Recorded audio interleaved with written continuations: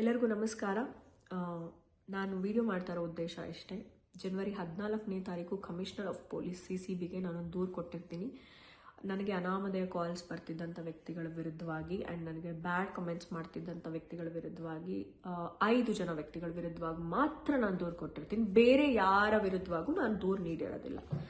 ಮತ್ತೆ ಅಂಡರ್ಲೈನ್ ಮಾಡಿ ಹೇಳ್ತಾ ಇದ್ದೀನಿ, 5 ಜನ ವ್ಯಕ್ತಿಗಳು ನನಗೆ ಅನಾಮಧೇಯವಾಗಿ ಕಾಲ್ ಮಾಡ್ತಿದ್ದು, ಬ್ಯಾಡ್ ಕಮೆಂಟ್ಸ್ ಮಾಡ್ತಿದ್ದು ಆ್ಯಂಡ್ ವಾಟ್ಸಪ್ಪಲ್ಲಿ ಮೆಸೇಜ್ ಮಾಡ್ತಿದ್ದ ವ್ಯಕ್ತಿಗಳ ವಿರುದ್ಧವಾಗಿ ಮಾತ್ರ ನಾನು ದೂರು ಕೊಟ್ಟಿರ್ತೀನಿ.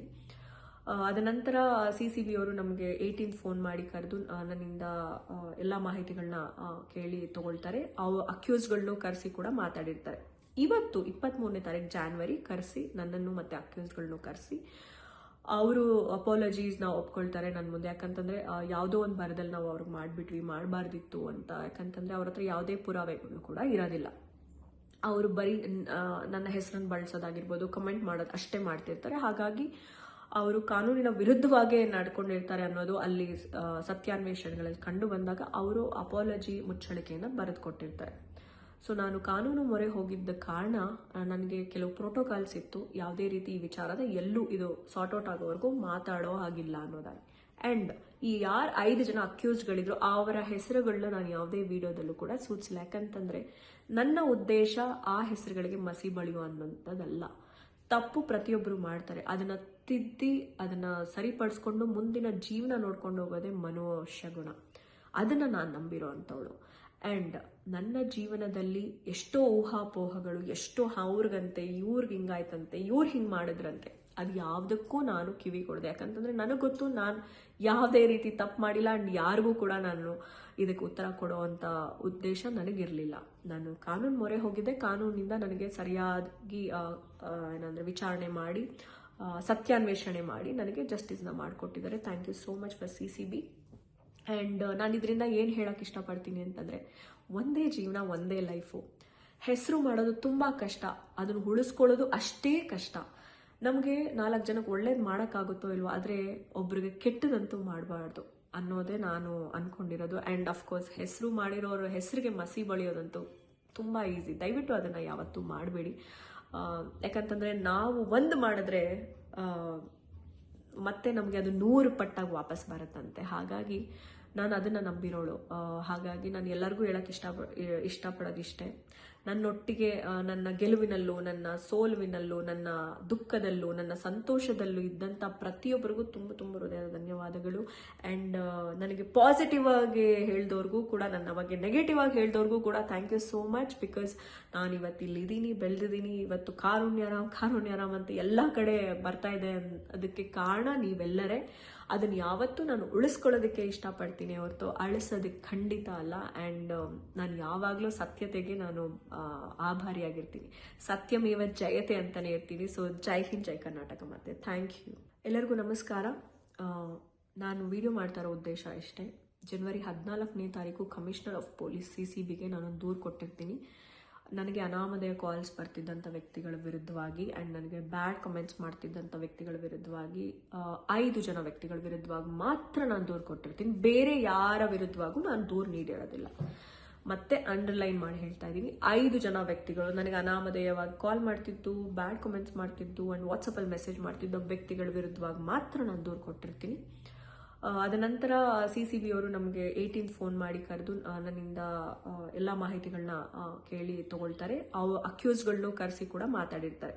ಇವತ್ತು 23ನೇ ತಾರೀಕು ಜಾನ್ವರಿ ಕರೆಸಿ ನನ್ನನ್ನು ಮತ್ತೆ ಅಕ್ಯೂಸ್ಗಳನ್ನೂ ಕರೆಸಿ ಅವರು ಅಪಾಲಜೀಸ್ನ ಒಪ್ಕೊಳ್ತಾರೆ ನನ್ನ ಮುಂದೆ. ಯಾಕಂತಂದರೆ ಯಾವುದೋ ಒಂದು ಬರದಲ್ಲಿ ನಾವು ಅವ್ರಿಗೆ ಮಾಡಬಾರ್ದಿತ್ತು ಅಂತ. ಯಾಕಂತಂದರೆ ಅವ್ರ ಹತ್ರ ಯಾವುದೇ ಪುರಾವೆಗಳು ಕೂಡ ಇರೋದಿಲ್ಲ. ಅವರು ಬರೀ ನನ್ನ ಹೆಸರನ್ನು ಬಳಸೋದಾಗಿರ್ಬೋದು, ಕಮೆಂಟ್ ಮಾಡೋದು ಅಷ್ಟೇ ಮಾಡ್ತಿರ್ತಾರೆ. ಹಾಗಾಗಿ ಅವರು ಕಾನೂನಿನ ವಿರುದ್ಧವಾಗೇ ನಡ್ಕೊಂಡಿರ್ತಾರೆ ಅನ್ನೋದು ಅಲ್ಲಿ ಸತ್ಯಾನ್ವೇಷಣೆಗಳಲ್ಲಿ ಕಂಡು ಬಂದಾಗ ಅವರು ಅಪಾಲಜಿ ಮುಚ್ಚಳಿಕೆಯನ್ನು ಬರೆದು ಕೊಟ್ಟಿರ್ತಾರೆ. ಸೊ ನಾನು ಕಾನೂನು ಮೊರೆ ಹೋಗಿದ್ದ ಕಾರಣ ನನಗೆ ಕೆಲವು ಪ್ರೋಟೋಕಾಲ್ಸ್ ಇತ್ತು. ಯಾವುದೇ ರೀತಿ ಈ ವಿಚಾರದ ಎಲ್ಲೂ ಇದು ಸಾರ್ಟ್ ಔಟ್ ಆಗೋವರೆಗೂ ಮಾತಾಡೋ ಹಾಗಿಲ್ಲ ಅನ್ನೋದಾಗಿ. ಆ್ಯಂಡ್ ಈ 5 ಜನ ಅಕ್ಯೂಸ್ಗಳಿದ್ರು ಅವರ ಹೆಸರುಗಳನ್ನ ನಾನು ಯಾವುದೇ ವಿಡಿಯೋದಲ್ಲೂ ಕೂಡ ಸೂಚಿಸಿಲ್ಲ. ಯಾಕಂತಂದರೆ ನನ್ನ ಉದ್ದೇಶ ಆ ಹೆಸರುಗಳಿಗೆ ಮಸಿ ಬಳಿಯೋ ಅನ್ನೋಂಥದ್ದಲ್ಲ. ತಪ್ಪು ಪ್ರತಿಯೊಬ್ಬರು ಮಾಡ್ತಾರೆ. ಅದನ್ನು ತಿದ್ದಿ ಅದನ್ನು ಸರಿಪಡಿಸ್ಕೊಂಡು ಮುಂದಿನ ಜೀವನ ನೋಡ್ಕೊಂಡು ಹೋಗೋದೇ ಮನುಷ್ಯ ಗುಣ. ಅದನ್ನು ನಾನು ನಂಬಿರೋ ಅಂಥವಳು. ಆ್ಯಂಡ್ ನನ್ನ ಜೀವನದಲ್ಲಿ ಎಷ್ಟೋ ಊಹಾಪೋಹಗಳು, ಎಷ್ಟೋ ಅವ್ರಿಗಂತೆ, ಇವ್ರಿಗೆ ಹಿಂಗಾಯ್ತಂತೆ, ಇವ್ರು ಹಿಂಗೆ ಮಾಡಿದ್ರಂತೆ, ಅದು ಯಾವುದಕ್ಕೂ ನಾನು ಕಿವಿ ಕೊಡದೆ. ಯಾಕಂತಂದರೆ ನನಗೆ ಗೊತ್ತು ನಾನು ಯಾವುದೇ ರೀತಿ ತಪ್ಪು ಮಾಡಿಲ್ಲ. ಆ್ಯಂಡ್ ಯಾರಿಗೂ ಕೂಡ ನಾನು ಇದಕ್ಕೆ ಉತ್ತರ ಕೊಡೋ ಅಂಥ ಉದ್ದೇಶ ನನಗಿರಲಿಲ್ಲ. ನಾನು ಕಾನೂನು ಮೊರೆ ಹೋಗಿದ್ದೆ. ಕಾನೂನಿನಿಂದ ನನಗೆ ಸರಿಯಾಗಿ ಏನಂದರೆ ವಿಚಾರಣೆ ಮಾಡಿ ಸತ್ಯಾನ್ವೇಷಣೆ ಮಾಡಿ ನನಗೆ ಜಸ್ಟಿಸ್ನ ಮಾಡಿಕೊಟ್ಟಿದ್ದಾರೆ. Thank you so much for CCB. And ನಾನು ಇದರಿಂದ ಏನು ಹೇಳೋಕ್ಕೆ ಇಷ್ಟಪಡ್ತೀನಿ ಅಂತಂದರೆ, ಒಂದೇ ಜೀವನ, ಒಂದೇ ಲೈಫು. ಹೆಸರು ಮಾಡೋದು ತುಂಬ ಕಷ್ಟ, ಅದನ್ನು ಉಳಿಸ್ಕೊಳ್ಳೋದು ಅಷ್ಟೇ ಕಷ್ಟ. ನಮಗೆ 4 ಜನಕ್ಕೆ ಒಳ್ಳೇದು ಮಾಡೋಕ್ಕಾಗುತ್ತೋ ಇಲ್ವೋ, ಆದರೆ ಒಬ್ರಿಗೆ ಕೆಟ್ಟದಂತೂ ಮಾಡಬಾರ್ದು ಅನ್ನೋದೇ ನಾನು ಅಂದ್ಕೊಂಡಿರೋದು. ಆ್ಯಂಡ್ ಅಫ್ಕೋರ್ಸ್ ಹೆಸರು ಮಾಡಿರೋರ ಹೆಸರಿಗೆ ಮಸಿ ಬಳಿಯೋದಂತೂ ತುಂಬ ಈಸಿ. ದಯವಿಟ್ಟು ಅದನ್ನು ಯಾವತ್ತೂ ಮಾಡಬೇಡಿ. ಯಾಕಂತಂದರೆ ನಾವು ಒಂದು ಮಾಡಿದ್ರೆ ಮತ್ತೆ ನಮಗೆ ಅದು 100 ಪಟ್ಟಾಗಿ ವಾಪಸ್ ಬರುತ್ತಂತೆ. ಹಾಗಾಗಿ ನಾನು ಅದನ್ನು ನಂಬಿರೋಳು.